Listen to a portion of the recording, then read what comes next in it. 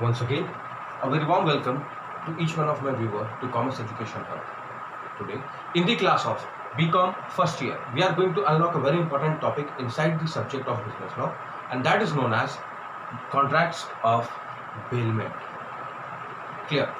According to section 148, धारा 148 of which act? Indian contract act 1872, भारतीय अनुबंध अधिनियम 1872 की धारा 148 में बेलमेंट को प्लेस दी गई है.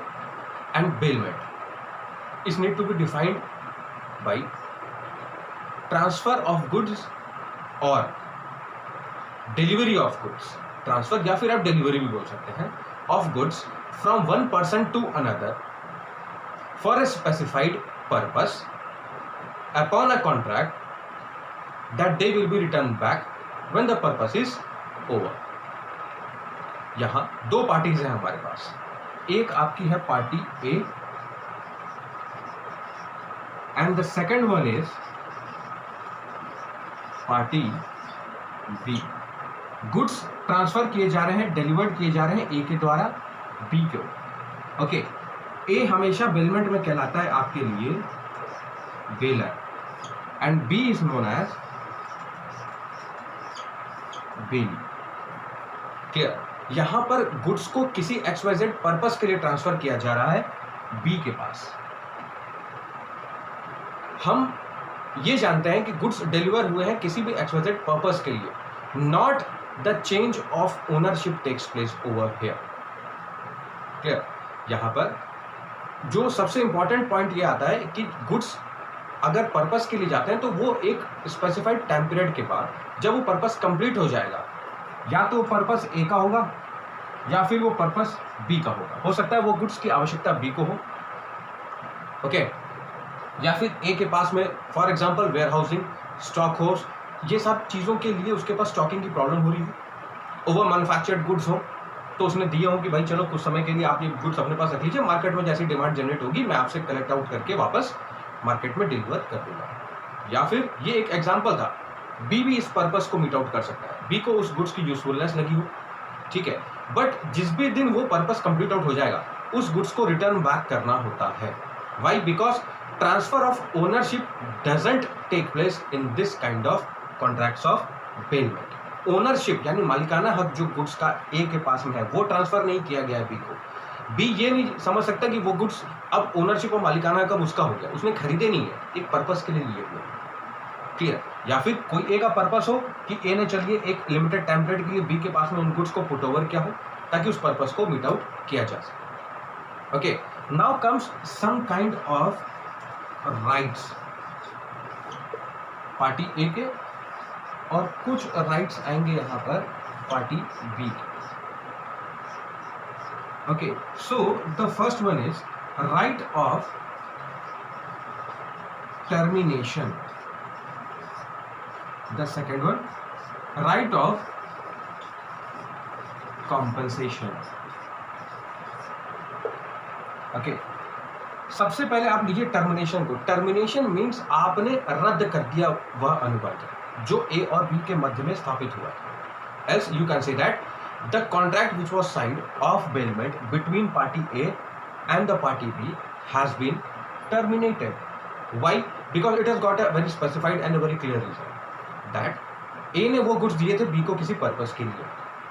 अब B ने for example A has given a horse to party B for riding. अब राइडिंग के लिए दिए हुए हॉर्स को B जो है gives it on carriage. B उसे यूज के लिए या कह लीजिए कि राइडिंग पर कुछ एक इनकम जनरेट करने के लिए किसी थर्ड पार्टी को दे देता है या पब्लिक के लिए ओपन कर देता है, तो वो पर्पस रॉन्ग हो जाएगा. Clear? Why? Because B is earning on that particular good which on trust, विश्वास पर ए ने रख छोड़ा था बी के पास, उसे यूज करने के लिए नहीं, बस एक लिमिटेड टाइम पीरियड तक अपने पास रखने के लिए. क्लियर? बट बी ने उन गुड्स को कैरेज पर दे दिया. I have taken an example of horse. You can take it any kind of legal and a valid example. Clear?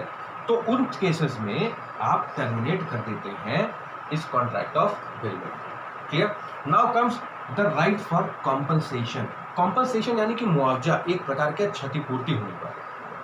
ये मुआवजा पार्टी ए को तब मिलेगा जब एक ही सिचुएशन अराइज होती है, क्या कि पार्टी ए के गुड्स को अपने गुड्स के साथ में मिक्सअप कर दे, and then and there after it becomes very difficult for party B to make it differ. यानी कि पार्टी बी अब जब ए आता है उसके पास में अपने गुड्स को कलेक्ट आउट करने के लिए, और चूंकि उसने मिक्स कर दिए हैं अपने भी गुड्स और पार्टी ए के भी गुड्स को, तो अब वो सेपरेशन जो है वो पॉसिबल नहीं हो पा रहा। And when the separation is not possible, party A can ask for compensation to party B.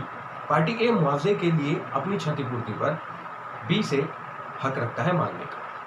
Clear? So this was the two rights which are there for the bailor. अब देखिए बात आती है यहाँ पर राइट्स ऑफ बेली। जाहिर सी बात है, बी ने एक्सपेंसेस मीट आउट किए होंगे, उन गुड्स को रखने के लिए, उन्हें सेफ्टी प्रोवाइड करने के लिए। Clear?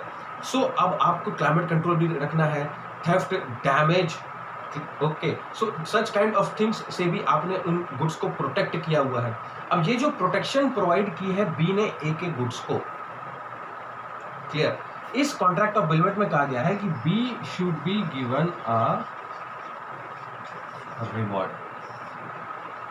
Y? For expenses met. जो खर्चे बी ने मीट किए हैं, जो उसने यहाँ पर लेबर और कैपिटल का एक्सपेंडिचर किया हुआ है, ठीक है, लेबर और कैपिटल दोनों आपको एक्सपेंडिचर करना ही पड़ेगा, तभी आपको जा करके ए उस पर रिवॉर्ड देगा आपके एक्सपेंसेस पर। अब आपने गुड्स को रख लिया अपने पास में वेयर हाउस में, अब ए कलेक्ट करने आता है एक limited time period, for example 3 months after the date, 3 महीने बाद वो रीच आउट करता है बी के पास और कहता है साहब अब तो आप हमारे गुड्स को रिटर्न करते हैं। तो ऐसे केसेस में अब अगर वो पाता है कि 70% of goods are correct but 30% damage हो गए, बी ने उन्हें सही प्रोटेक्शन प्रोवाइड नहीं की, ठीक है, परिशेबल आइटम्स है आपके पास, लेदर प्रोडक्ट्स हैं, प्लास्टिक प्रोडक्ट्स हैं, ठीक है, सो वाटर प्रूफ आइटम्स होने चाहिए, बहुत सारी क्लाइमेट कंट्रोलिंग होती है, एनवायरमेंट फ्रेंडली होने चाहिए, ये सारी चीज़ें बी को ध्यान रखनी होती है, such kind of labour and expenditure. तो वो एक्सपेंसेस अगर उसने मीट आउट किए होंगे तो वो हक रखता है बी से उन एक्सपेंसेस को, खर्चों को लेने का। Okay, so this was a kind of topic that we have covered inside the sub topic of contracts and bailment. Bailment does not means transfer of ownership. It means only transfer or delivery of goods from one person to the another upon a contract, एक ऐसे अनुबंध पर जिसमें आप एक purpose के लिए B के पास में या फिर आप कह सकते हैं सेकंड पार्टी के पास में गुड्स पुट ओवर किए जाते हैं। The purpose can be of party A else party B. Along with that, the goods should be returned back when the purpose is over. Okay, so I hope you would have understood it better. Kindly prepare your own notes and study the same from your book. Thank you.